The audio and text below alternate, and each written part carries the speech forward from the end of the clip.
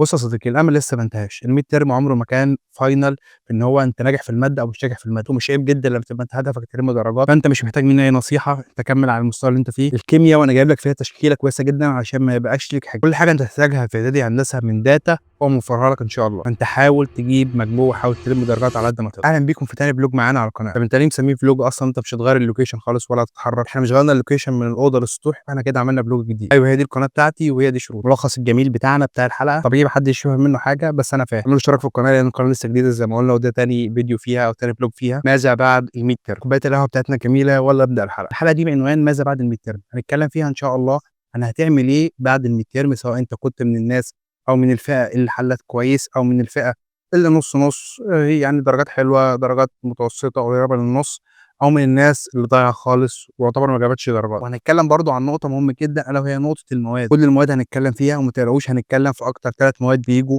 الرسم والكيميا والإسقاط. في آخر الفيديو إن شاء الله هاقول لكم على شوية تريكات مهمة جدًا هتفرق معاكم خلال الفترة الجاية إن شاء الله، سواء في المذاكرة أو في الGPA أو في التقديرات والنتيجة إن شاء الله في آخر السنة. أول حاجة يا شباب لو هنتكلم ماذا بعد الmid term، في 3 أنواع من الطلبة بعد الmid term، أنت أكيد واحد من الأنواع دي. أول حاجة الطلبة اللي ما شاء الله حلّت كويس ودرجاتها كويسة جدًا ويعتبر مقفّلة أو شبه مقفّلة مواد الmid term، ما شاء الله الحمد لله أنت حالة من الحالات النادرة جدًا اللي بتحصل في هندسة، حاول تحافظ على الريتم ده، فأنت مش محتاج مني أي نصيحة، أنت كمّل على المستوى اللي أنت فيه، أهم حاجة ما تسمعش الناس اللي حواليك، ما تغترش بنفسك، دي أهم حاجة. هندسة كبيرة على الكل، ما تغترش بنفسك، ما تغترش بنفسك، ما تغترش بنفسك، خلّيك محافظ على الlevel اللي أنت فيه وما تقلّش عنه. نيجي على الحالة التانية والأكثر شعبية واللي كتير جدًا من الطلبة بيبقوا فيها، ألا وهو حالة النُص، نُص، اللي معظم درجات الmid term قريبة من النُص، تلاقي مثلًا مادة أو مادتين جايب فيهم درجة كويسة وهي مادة تشيل مادة وخلاص. النوع ده من الطلبة واللي أنا منهم وأغلب الطلاب منهم لازم يفهموا كام حاجة. أول حاجة إن بعد الmid term حاجة تانية خالص، أنت بعد الmid term ما عندكش رفاهية إن أنت تأجّل مواد أو تأجّل محاضرات في إنك ما تذاكرهاش، لإن أنت أسبوعين 3 هتبدأ ينزّل لك جدول الشفوي والعملي، في دكاترة بتقدّم الشفوي وفي دكاترة بتأخّر العملي، فأنت لازم تبقى مذاكر ومُطّلع إن أنت تاني يوم أو تالت يوم ممكن ينزل لك جدول الشفوي والعملي، وبعدها بكام يوم تدخل تمتحن في المنهج كلّه شفوي وعملي. في دكاترة كتير جدًا بيبقوا متأخرين في المنهج، فأنت بتكتشف بعد الmid term الدكتور عايز يجري في المنهج فبيدّي محاضرة و2 و3 وممكن يدّيك محاضرات أونلاين وممكن يزوّد لك عدد المحاضرات عشان يخلّص المنهج أو الكَم اللي هيجيبه في الفاينل، ده لو هو أصلًا كان مقصّر ومدّيك محاضرة أو 2 بس قبل الmid term. فأنت لازم الفترة الجاية تذاكر المحاضرات أول بأول أو تشوف المحاضرات أول بأول، تحاول تلِم من قبل الmid term اللي وقع منك. ذاكرت أول mid term أول chapter أو أول شابترين تبدأ تكمّل الشباتر اللي ناقصة منك بعد الmid term. وأهم نقطة هتعملها هتفيدك جدًا إن شاء الله وأنت بتذاكر الشفوي أو العملي أو بتذاكر الفاينل، ألا وهو الملخصات السريعة اللي بتعملها لنفسك، دي بتفكّرك بالمادة أول بأول. فالأشخاص اللي نُص، نُص زي حالاتنا كده في درجات الmid term تبدأ تشد حيلها علشان تعلّي الGPA بتاعها وتعلّي التقدير بتاعها، لإن اللي أنت بتعمله ده كده ما ينفعش خالص. تالت نوع برضه أو تالت حالة من الطلاب اللي مش منتشرة أوي برضه، ألا وهي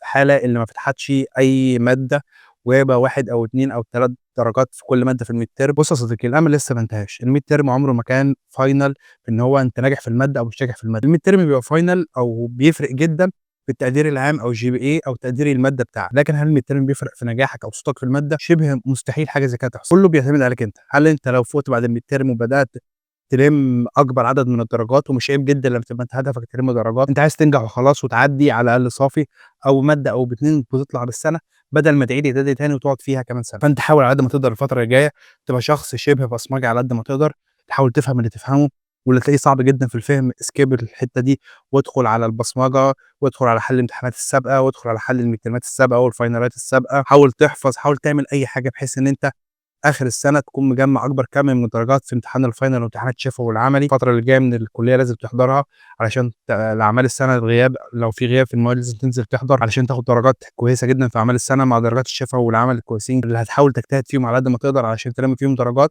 مع إن شاء الله درجة كويسة في الفاينل بنسبة كبيرة ممكن تنجح إن شاء الله في المادة. لكن أنت جبت 2 أو 3 في المادة ما تسيبش المادة كده وقُل خلاص أنا شِلتها، لأ لو جايب 0 في المادة والله أعرف صحابي كانوا جايبين صفار في الفاينل وفي الآخر نجحوا في المادة. هننقل الكاميرا بس كده عشان نشوف الإضاءة لأن الشمس طالعة ورايا فالإضاءة هنا مش أفضل حاجة، والله مش عارف هنا والّا هنا أحسن بس إحنا عدّلنا وخلاص. نيجي بقى لتاني أهم نقطة معايا في الحلقة ألا وهي نقطة المواد أو أتفرّج على إيه الفترة الجاية إن شاء الله. هاحط لكم برضه كل القنوات دي في الكابشن بتاع الفيديو. أول حاجة الميكانيكا، دكتور أحمد زكي قناة الميكانيكا كفيلة جدًا عن أي محاضرات تانية تقدر تتفرّج عليها. تاني حاجة مادة الرياضة ودي برضه يغنيك فيها دكتور عماد عبد الحفيظ برضه قناة كيمكام. تالت حاجة الفيزيا دكتور محمد إسماعيل ودي ليه قناة خاصة على اليوتيوب بتاعته باسم دكتور محمد إسماعيل. الكيميا وأنا جايب لك فيها تشكيلة كويسة جدًا عشان ما يبقاش ليك حاجة، جايب لك باشمهندس إسلام صلاح وده برضه على قناه تيم كام، له بلاي ليست كامله اصلا للكيمياء. جايب لك برضه باشمهندس محمد سرور برضه على قناه تيم كام، وجايب لك برضه باشمهندس احمد عادل ياقوت، وده برضه له قناه على اليوتيوب خاصه بيه باسم احمد عادل ياقوت. بالنسبه للرسم الهندسي يا شباب ما تقلقوش منه خالص، انا جايب لكم بلاي ليست للباشمهندس حسن عبد الحميد،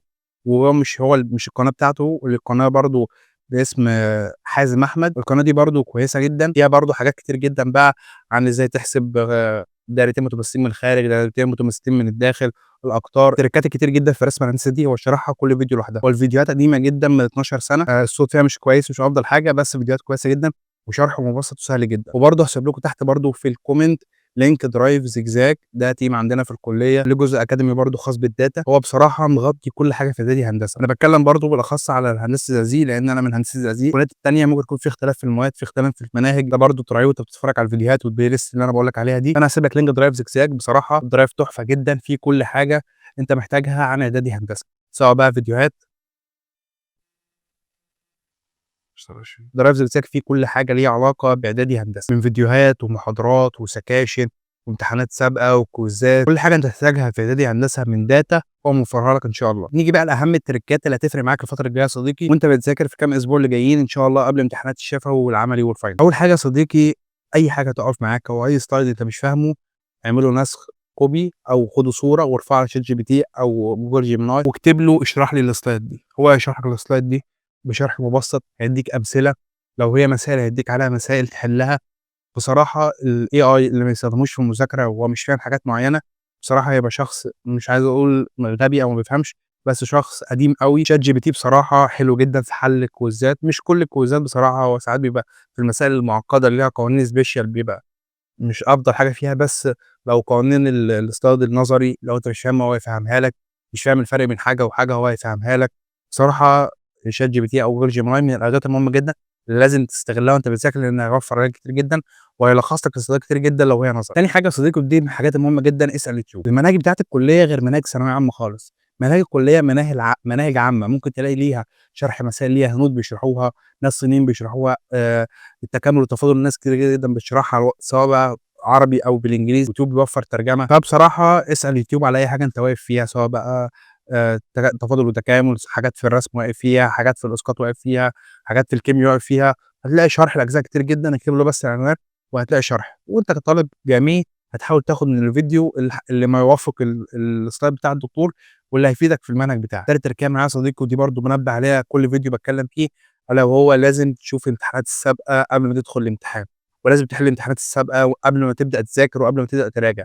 من دلوقتي ابدا شوف الامتحانات السابقه في الفاينل، لان دي هتفرق معاك جدا في التخيل العام للامتحان والتخيل العام للاسئله، لان في جاب كبير جدا من اسئله الميد ترم واسئله الفاينل، فانت لازم تشوف امتحانات الفاينل السابقه. رابع حاجه يا صديقي برضو ودي ما تكسفش انك تقولها وكل برضو فيديو هقولها، انت لو ضايع انت بتحاول تجمع درجات على قد ما تقدر. هندسه في ناس كتير جدا بيبقى مستواها الفهمي قليل، بتبقى مستواها اللي هو العملي قليل، كل حاجه قليل، بس هو شخص اكاديمي جدا، شخص ذكي، شخص عارف ايه اللي هيجي في الامتحان، شخص بيحاول يلم الاسئله، الاثباتات، الحاجات اللي 100% هتدخل تلاقيها في الامتحان هو بيلمها على قد ما يقدر ويحاول يذاكرها وخلاص. هو مش فارق معاه انه يفهم، هو فارق معاه انه يجيب مجموع وخلاص. فانت حاول تجيب مجموع وحاول تلم درجات على قد ما تقدر. بس كده يا صديقي، اتمنى يكون الفيديو فاتكم، فيديو سريع، فلوج سريع، مش فيديو سريع، فلوج سريع اتكلمنا فيه عن كذا حاجه. اتمنى يكون الفيديو او الفلوج كده فاتكم ان شاء الله. ولو حد عنده اسئله سيبها في الكومنت. تابعوني على الانستا عشان بنعمل اسك اسبوع، تابعوني على تيك توك عشان برد على اسئلتكم هناك في فيديوهات قصيره. بس كده مش عارف اقول ايه تاني، سيبوا لي رايكم تحت في الحلقه، وعايزين الحلقه الجايه ان شاء الله عن ايه. اعملوا اشتراك في القناه لان القناه لسه جديده زي ما قلنا، وده تاني فيديو فيها او تاني فلوج فيها. بس كده يا شباب، دمتم متفوقين وعلى درب نجاح نسعى سويا،